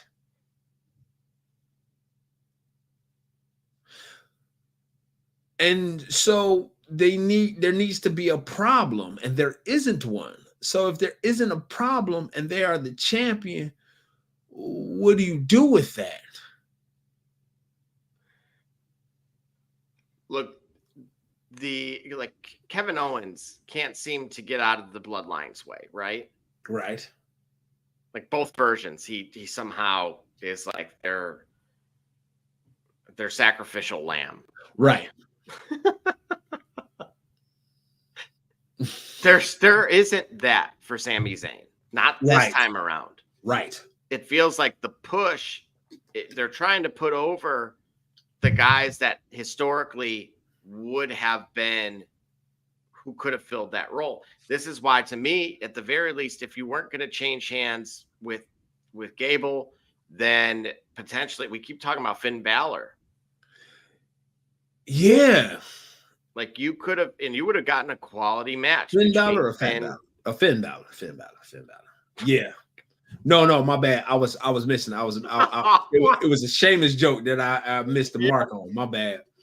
I can't do that to Finn Balor. Finn Balor would be good in this equation. Finn Balor circling around, hovering around a world title or intercontinental title discussion would be great. Would be great for his reestablishment as a premier Carter, because right now where he is, to your point, right now where he is, he's lost. And I guess almost at the risk of contradicting myself for statements I made earlier about WWE main roster and NXT handling a bevy of talent, Finn Balor would be an argument for the opposite of what I said. Like maybe they can't just handle the talent. You know what I'm saying? So I want to see him where he's having meaningful singles competitions. It don't necessarily mean a belt, but it wouldn't hurt for him to have that. It wouldn't hurt for him to be walking the ring with that around his waist. It wouldn't hurt for him to actually have a program with Sami Zayn, a champion, or with Dark Gable, who I think I would like to see as champion. That would be great. Yeah, I don't disagree. And so on this same card, as you see, we had just to kind of fill everybody in on tonight's Raw, prior to the the Dragunov match, we had Ricochet saying that he wants to run it back with him. And of course, as we discussed at the top of the show, that deal's done. Like he's moving on. So it was just a matter of when are you going to kill the character, right? Yeah. Yeah. So we did get that. We did get closure, if you will, which was see you in AEW, because Ricochet has been written off. So Braun Breaker attacked Dragunov backstage. Yep. Ricochet ran to his defense, and he was power slammed into the truck. The way that Kevin Nash did Rey Mysterio. Yeah. Like, and stamp. Right. Wow. So he gave him the Philip Banks jazz. Yes. Right. Like, bruh, yeah, he's done. Done. He jumped from the top of the steps. It's over with. Wow. Okay. Yeah.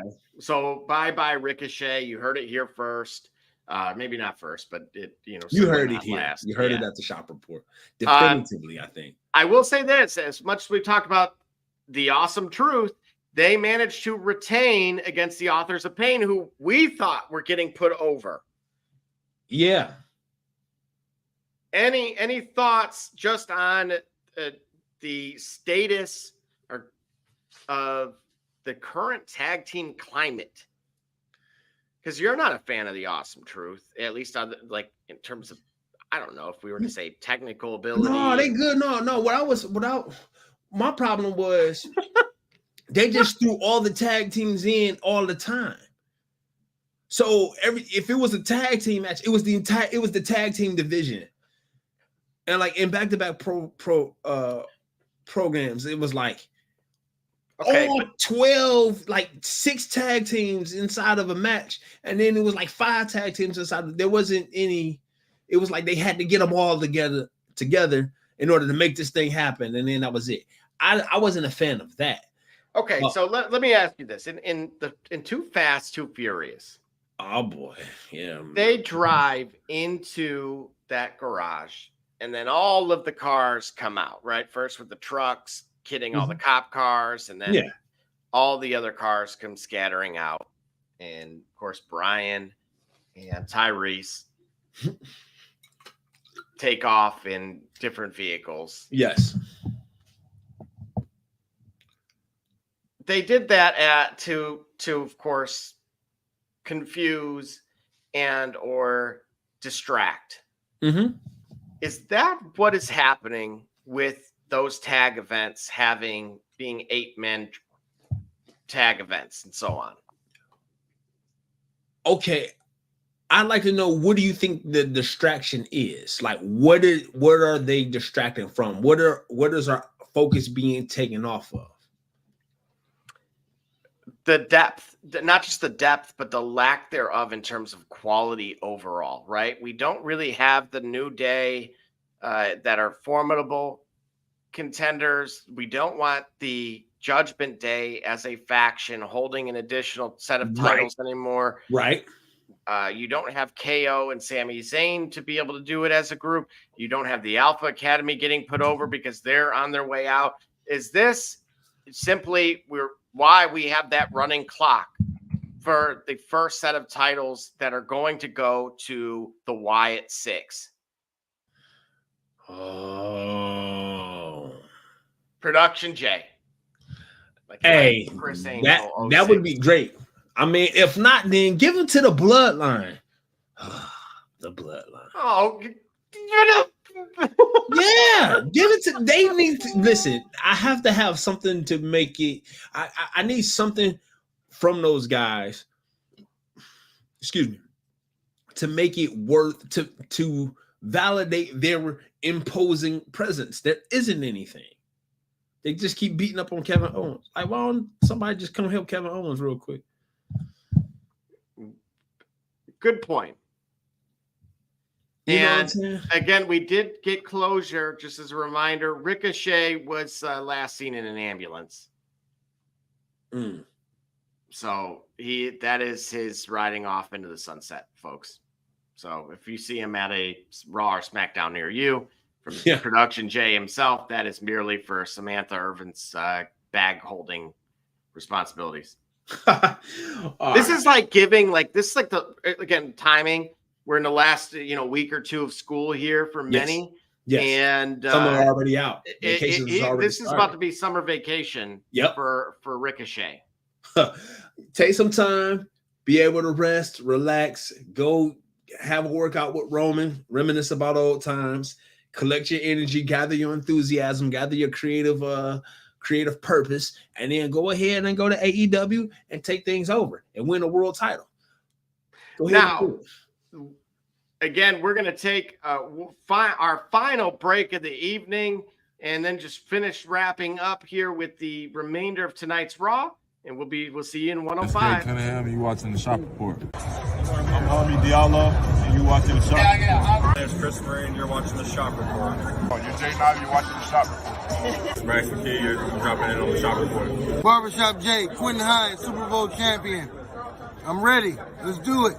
I'm on. Hi, I'm Morris Edwards from Mercury Stadium, and you're watching the Shock Report. Hey, I'm Billy Butler, and thank you for watching the Shop Report. Hey guys, I'm Les Norman, former Kansas City Royal, and you're watching the Shop Report. Commander Brown, Detroit Rivers Mountain Training, and I'm watching the Shop Report. Hey, this is Doug Flynn of the New York Mets. Well, a few other teams, of course, too. And you're watching the Shop Report.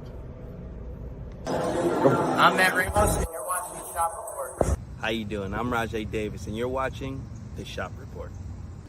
How you doing? This is Nelson Figueroa, former Major League pitcher with a lot of teams. You're about to listen to the Shop Report.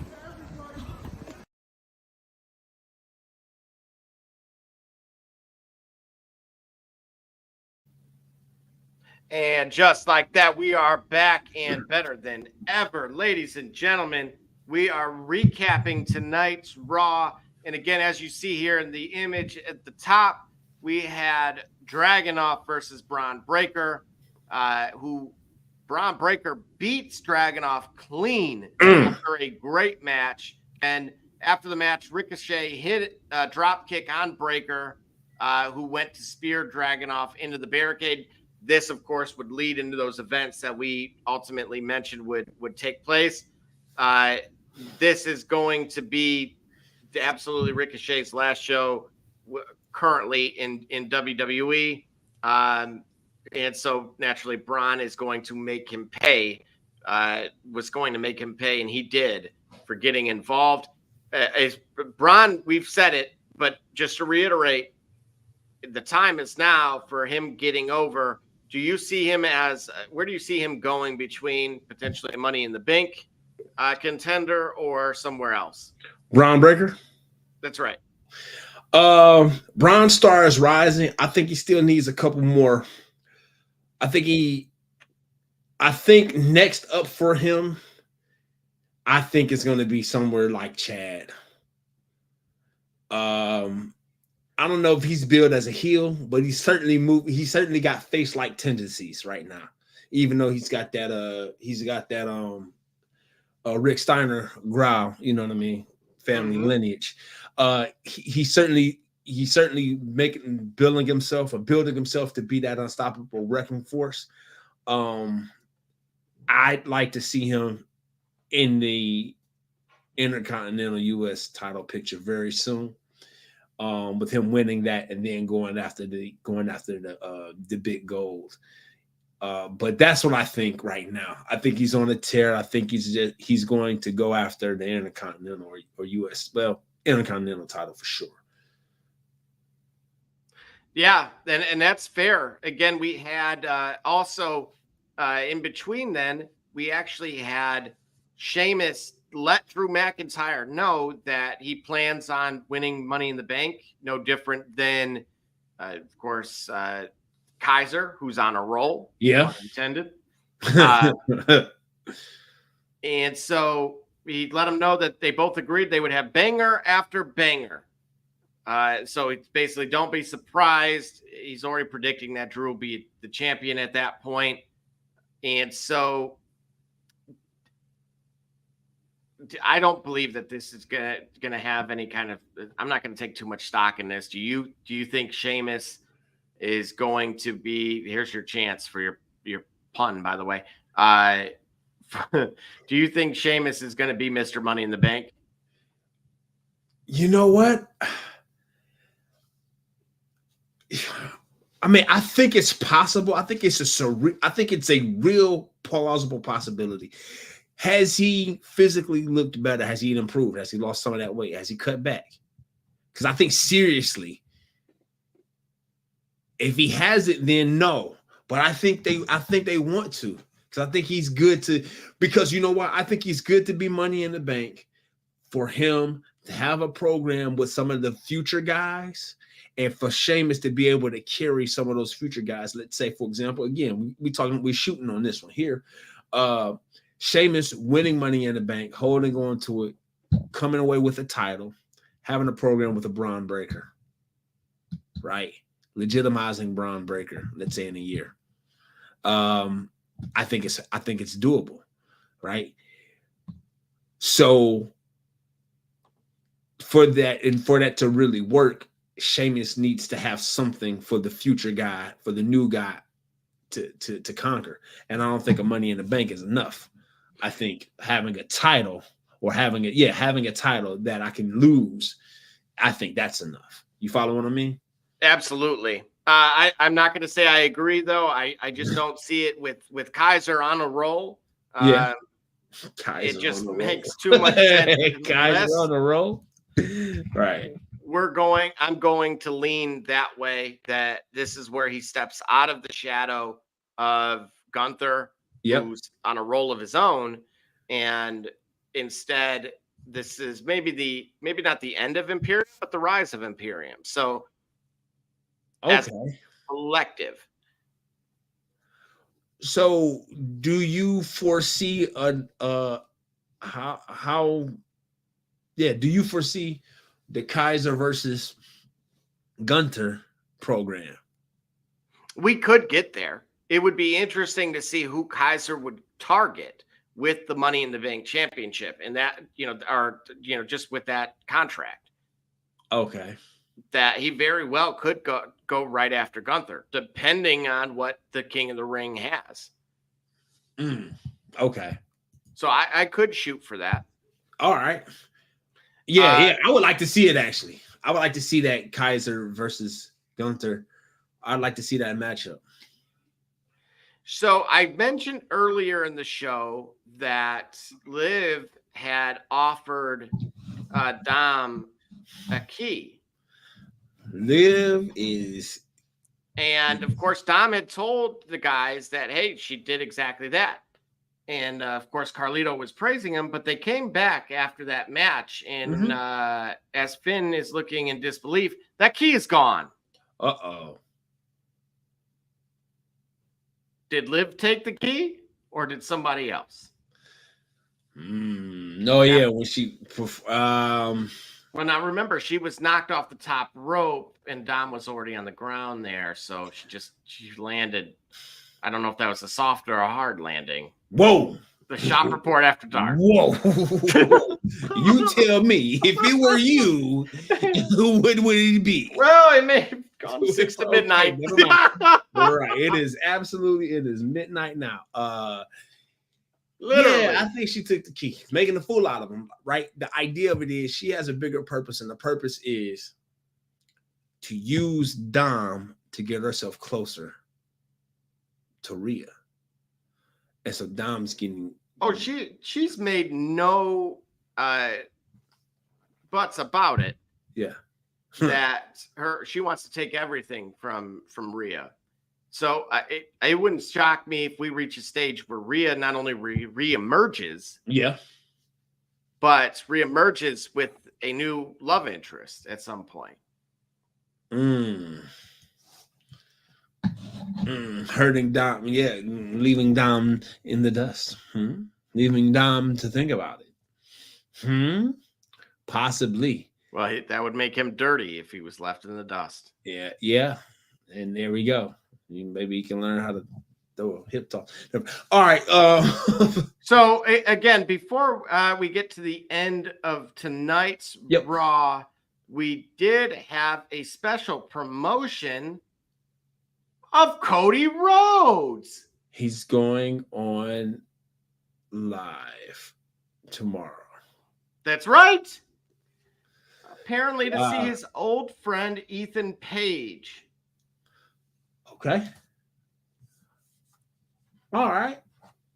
That's cool. He's on a celebrity press tour. That's fine. Is he going to tell the NXT crowd who his dad is? Yeah. So that way you know who he is. And if you don't know, now you know, like Biggie said. You get what I'm saying? What do you make of your champion here? Say again? What do you make of your champion here? We got some comments here. Man, they got to figure him out, man. They just got to figure him out, man. And that's what... they just got to figure him out. I'm not a big fan of this, be honest with you. I'm not a big fan of him going to NXT. I don't think it's a purpose that helps it. I don't think it helps Cody Rhodes at all. And I don't think it helps Cody Rhodes at all. What do you make of this like Pope-like presence on the number 3 program, if you want to call it that? Oh, I know you taking a dig at you me. love taking the numbers. Yeah. Well, that's what I'm saying. I don't know what his purpose is. Is he gonna have a match? See, in my opinion, like you know what I mean. If they want to keep him away, keep him away. But these processional promotional tours, I'm not a big fan of. And so for him going to NXT, it's like, okay. You know, I don't know, man. I don't know. It's like, yeah, I don't know what to make of. Come on, dude. I don't know what to make of it. I don't really like it. Like, I want him to stick to the main programs, some Raw, SmackDown, finding challengers, and then taking care of business. You know, the way that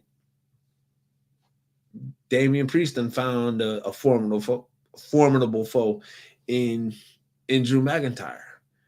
I want to see that from Cody, and I don't get it, and I don't get what they're doing with him, and I don't get how AJ Styles is back in a world title picture, even though he ain't the guy that did the job, or he's the guy that did the job at WrestleMania, and the guy at WrestleMania isn't what the heck. I don't get it. I want better for Cody because I like him. I think he's a talent, but I feel like another week has gone by, and this is what we got.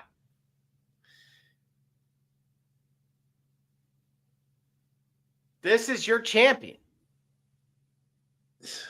Yeah, this is it's unsatisfying, it's unfulfilling, man. Give me a guy who hates him, unless they're waiting for Roman to come back, and then Roman is the guy that hates him, and so then there is a tug of war, there's a back and forth, there's I win the title, I regain the title, I lose the title. Maybe that's it. Maybe they're just waiting for Roman. But in the meantime, but that's SummerSlam, dude. At the earliest, that's what I'm hearing is SummerSlam Roman returns. So I got nothing for that part. Again, I'm at a loss. You know, there's many in the critic side that are suggesting Cody's going to cry on NXT. I hope not. Or mention his dad. Yeah, so needless to say, our final match of the evening was none other than Drew McIntyre and Finn Balor. Yeah. This ended, of course, with Drew being victorious. Okay. And any thoughts from you? The Judgment Day will be barred from ringside this Saturday at Clash at the Castle. Judgment Day not there. That's right. Do it all your own. If Mr. Priest does do it all on his own, that's great. That's another sign that Judgment Day is crumbling, because now these guys can win without you. If he doesn't do it all his own, that's a sign that Judgment Day is crumbling, because they can't do it unless they cheat. Do you think there'll be interference this weekend? Yes. Okay. Yes. CM Punk is going to be supremely disruptive to the match. Do you want the Tribal Chief to have the titles again? No. Not immediately. No. I want him to chase. I don't want the Tribal Chief to have it. I want him to chase. I want him to go to collect them, perhaps. You know what I mean? But no, I don't want him to have them. I think the industry is big enough to support other talent. I don't think he needs to have it. And by him not having it immediately, I don't think it affects negatively, you know, the revenue he generates and the notoriety that he has. He don't need the belt at this moment. So that's why I don't think he gets them.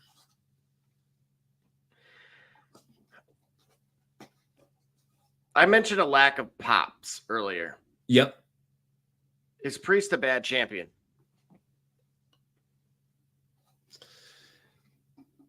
Is Priest a bad champion? Due to the fact that he isn't, again, he's your heavyweight champion, dude.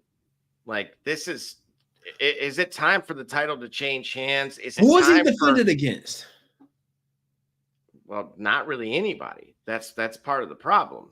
And now, I just, as much as, I was on board for the Senior Money in the Bank thing, with him getting the title.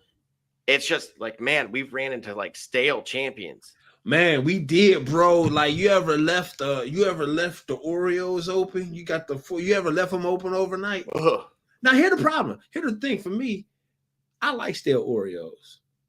You dip them in milk, you got the same thing. I'm okay with it. But here's the thing: you have to know what to do. There's a purpose for a stale Oreo. Get what I'm saying? I'll know what to do with it when I get it. You crumble it up, you put it on top of your vanilla ice cream. You got cookies and cream yourself, right? You got to know what you're doing with it. Damian Priest, I can't say he a bad champion because I feel like the booking is for him, and so they're booking him this way.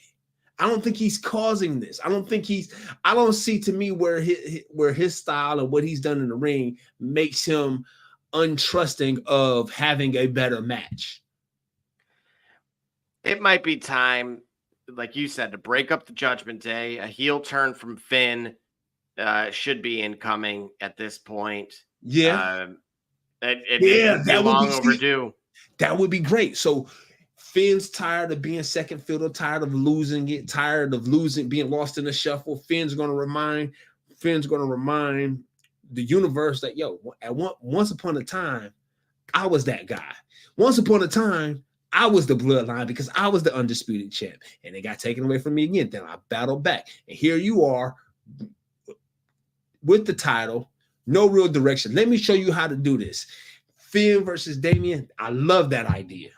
That would be great for that to happen. That gives Finn a opportunity to run some meaningful programs, to have some late level, mid to late card to main event type matches.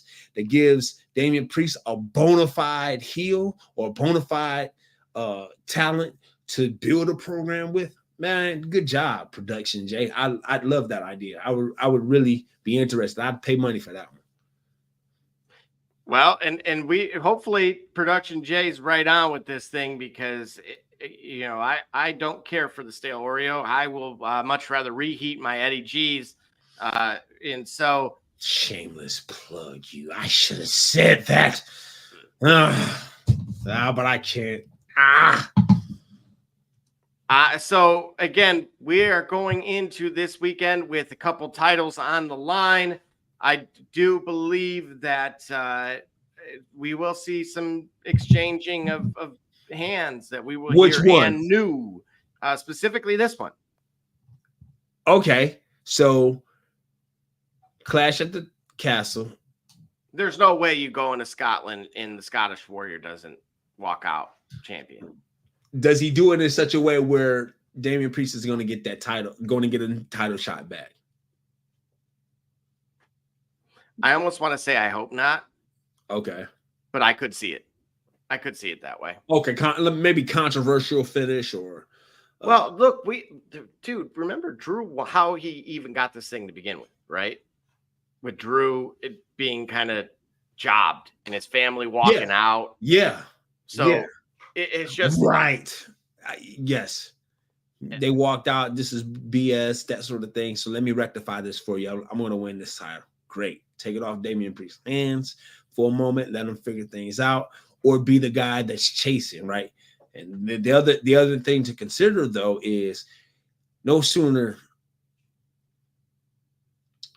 that title is stripped, no sooner Drew McIntyre wins it, there's Philip Jack Brooks. There's CM Punk waiting in the wings. So certainly McIntyre losing the title puts him in line for another interesting program. Yes. Yeah. I'm going to say, any final thoughts from you as it pertains to tonight's Raw and Clash at the Castle? Hey, Go Home Raw was pretty good. I'm interested to see Dark Gable become successful, have some gold around his waist. I'm banking on Drew McIntyre becoming world champ. I wouldn't be surprised necessarily if Cody Rhodes dropped the title, though I don't think it's coming yet. Whoa. I don't think it's coming just yet. But hey, we could all be surprised. Absolutely. And with that being said, we of course will be back with you on Wednesday before the shop report will then start going on Saturdays, from what I've been told. Oh boy, I told you, right? And so, but this show, the Turnbuckle, of course, will always continue, at least for the time being, to come to you live on Monday nights. And we want to shout out to everyone that stuck with us throughout the duration. Of course, as always, the merch store is open. Get yours today.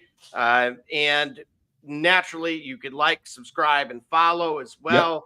And if you really want to know what's going on, next time, come to the shop. Walk-ins are always welcome. Holla!